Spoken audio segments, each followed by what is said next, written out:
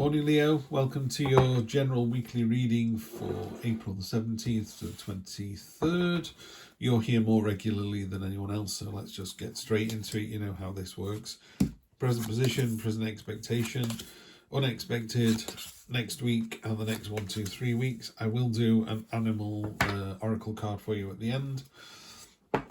High Priestess. Oh, it's a week of signs and portents. It's a week of magic and mystery. If you see anything that out of the corner of your eye that makes you think, or your gut instinct is not to go to that party, I've got a bad feeling about it, don't go to the party. You're absolutely right. So that's your theme for the week, is go with your gut. Yeah, go with that instinct. It's not going to let you down. Hasn't done before. It's not going to do it this week either. Chariot, victory. Is this the only thing I have about the Chariot card? If someone wants to tell me in the comments, that'd be fine. But is it a victory that's happened, or is it a victory that's about to happen? Are you creating the victory? This card in particular looks like he's celebrating the victory. So I think a victory has happened recently. So this is your present position. You think you've been victorious. Maybe there's a job at work, a promotion, and you're going through what you think is the formalities because you're like, yeah, I've got this. Maybe that's true, I don't know. Or you got on really well with someone the other night and you've asked for their number and you're going to call them in a couple of days because you don't want to be too eager, but your feeling is it's going to go really, really well. So your feeling at the moment is very positive, it's very buoyant, it's very, yeah, I've got it. Present expectation is you're going to let something go. You've had enough. Now, it could be in a relationship that the reason you were looking around is the current relationship has run its course. What I would say to people is, let's do the decent thing and finish with one before we start with another. You certainly don't want to be kind of testing the ground and going, well, I'll carry on going out with, this person until I've got another person lined up. That's not very nice. I've done that myself, by the way. It's not a very nice thing to do. So I would literally cut your losses and say, where I am at the moment no longer serves me, and it's hard to see, but down here are some tiny little boats. Are these? There you go. It's just done it now. Those tiny little boats, those enormous burdens up here, the Six of Swords. So you're in these boats, you don't know where you're going, you don't know where the destination is, you just know the way you are now doesn't serve you. And you're doubling down on that with this card as well, which is the Eight of Cups, which is, time to move on. It just no longer serves you. This baby octopus is in the nest. If it stays, it'll starve. It has to risk going out into the deep, dark ocean that's full of dangers and terrors and worries. But it has no alternative. Where you are now no longer serves you. I just want to check about the 8s, because you've got 2 8s next to each other. It's always interesting to find out. I tend not to do numbers. If anyone follows me long enough, you'll know I just read the cards and I do it fairly instinctively. I'm trying to develop that a bit more. 8 is the number of regeneration and balance of opposing forces. It betokens the death of the old, evil or wrong, makes way for the new, pure and just. After all, a wise man dies a little every day in shedding old concepts, habits and ways of thinking as they become inappropriate. That's very telling, isn't it? The stuff that, we used to think was okay in the 70s, the 80s, the 90s is clearly not the right thing to do. But you've 2 8, so you're making way. Yeah, you're very definitely making way, getting rid of the old, making way for the new. Here in next week, you've got what they call in this particular deck the Crucible card, the 8 of Swords. There are other swords that are falling by the wayside. You're in for quite a tough test next week, but you're going to pass it with flying colours. And also, it has to be you. It can't be anybody else. It does feel a bit sort of, why me? Why was I thrust into the spotlight? Because you're the only one that can actually pass this test.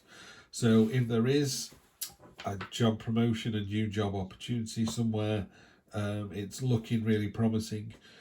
It's looking like you need to take it anyway. Maybe the company you're with are going, this role isn't going to be available anymore. We're making this role redundant. However, we think you're suitable for this one. Yeah, because that's very definite. These 2 cards here. So you've got 2 kind of victories and tests on either side of 2. Enough's enough, it's time to move on. If it's in a relationship, it does feel very, I want to get into a new relationship because this one doesn't work. Now, it doesn't have to be the end of a relationship. It could just be the end of something in that relationship that's no longer working. So maybe think of it as that as well. The classic, my partner's on nights, I'm on days. money's good, but we never see each other. So we need to resolve this. This doesn't serve us anymore. I know it's going to be tough. Yeah, but you need to do that. And then the next 1, 2, 3 weeks, you get the full card. I mean, oh, happy days, one of the best cards in the deck. This is jumping in with both feet.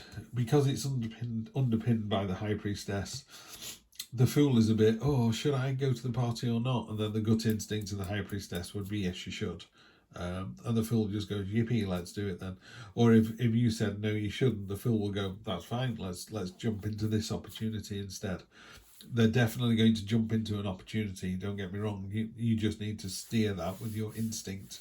They've got 2 opportunities here. Do I take the promotion at work, or given that they're making the role redundant, are they going to make me redundant? Am I last in, first out? There's that kind of, okay, why are people doing what they're doing? Just look beyond that a little bit. Just trust your gut on this one. You'll be absolutely fine. This is nice, easy reading, isn't it, Liam? I'm all bunged up for some reason. I must be getting hay fever again. 'Tis the season. Yeah, you're ready to go. You got the world in your hands, or so you think. This is a great attitude to have. It's like, I've got one of these planted in the ground. I've got another one ready to go. I'm looking out over the horizon. I'm like, where to next? It's a card of pioneering. It's an intrepid card. It is an exciting, exploratory card. So it could be that you've had the victory and you're off to the next one, which is a great attitude to have, by the way. Or it could be that you're hunting for that victory. But either way, there's a victory. Either incoming or you've just got it. Love this. Yeah, you've decided that where you are now no longer serves you, and your mates have agreed. They're all just jumping around going, about time to. We told you that job was no good. We told you that person was no good. We told you that way of thinking is outdated. They're just really happy for you. And this is really genuine as well. This is called the Sisterhood card. And it's a really lovely, networking, genuine, supportive, kind of going to a festival and people, you're on someone's shoulders, and when they get tired, someone else puts you on their shoulders. It's not, you've had to go up there, now it's my turn. It's your mates all wanting to support you, and that comes from that understanding that you can support them tenfold. You're there for them like they are there for you. Love that card. Really powerful card. Oh, nice. Emperor, yeah, you're doing the right thing. Whatever it is, however difficult it sounds, you're doing the right thing, and you're more than prepared for it as well. He's armoured up underneath. He's knocking on about this fella. He's not in his 20s, is he? So this is a card of experience and knowledge and understanding and almost kind of... The Emperor is the amalgamation of all 4 kings, so he's got all the sort of emotional maturity of the cups, and he's got the passion and enthusiasm and confidence of the wands, and he's got the stoicism of the swords. He's got all of those things in one person. It's about order and control and getting shit done, basically. After the crucible, after the test, you just got to be careful here. The universe is going, here's what you're going, I don't want any of these 3. I don't want these 3 things. They don't interest me at all. And the universe is going, I know they don't. That's why I'm giving you this. This was the thing I always wanted you to have. But you have to say no to those 3 first. Otherwise, if the universe has gone, have this, you go, well, what about these 3? You've had to investigate these options first. Yeah. So it could be something as simple in a job opportunity or a relationship. You've already looked around, or you've talked to your mates and they've gone, oh, there's nothing out there at the moment, mate. Or you're on such a good wedge. Why wouldn't you just take the job they're offering you?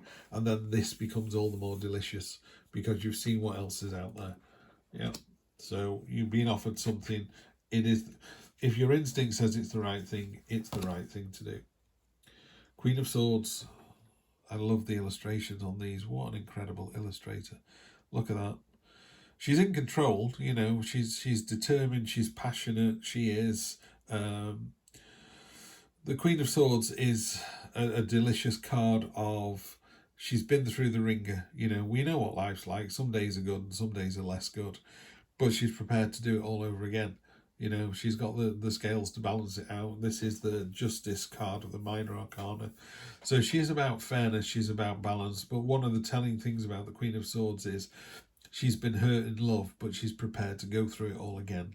Yeah, she's not going to do the same thing. She's not that stupid, but she is. She's passionate. She's fiery. She is determined. Yeah, but she's wary as well. There's that lovely kind of wary expression of, well, they seem like a nice person, but are they going to let me down like the others? No, they're not. Yeah, you need to jump in. Actually, that's not the Queen of Swords. That's Justice card. I just noticed it says 11 across there. So the Justice card, I mean, very similar. She can't be swayed. So if you look at this, this is a card of, um, what's the word I'm looking for? Again, it's the determination. Fortunately, the Queen of Swords is like Justice in the Minor Arcana. So most of the stuff that the Queen of Swords is here as well. So she's here. She can't be swayed. She can't be bought off. She can't be impressed with power or money or it's no good swearing at her. She's just like, heard it all before. I am going to judge you with these scales, and if you're found wanting, I will meter out punishment or mercy. That's it. This purple behind her. This is knowledge. This is understanding. It's like, you can't bullshit justice. In the cold light of day, you'll be called to account. So what I would say in this position is, after all this has gone on, and you've got this opportunity, and you've got this sort of, I need to move away from the situation I'm in the cold light of day in the next 1, 2, 3 weeks, and someone says, did you do the right thing? You have to go, yes, I did, because, I went with my gut instinct. It doesn't have, no, so that was wrong, wasn't it? It doesn't have to be the right thing. It just has to be done with the right attitude. Yep. So I would never condone someone stealing something or someone doing something underhand.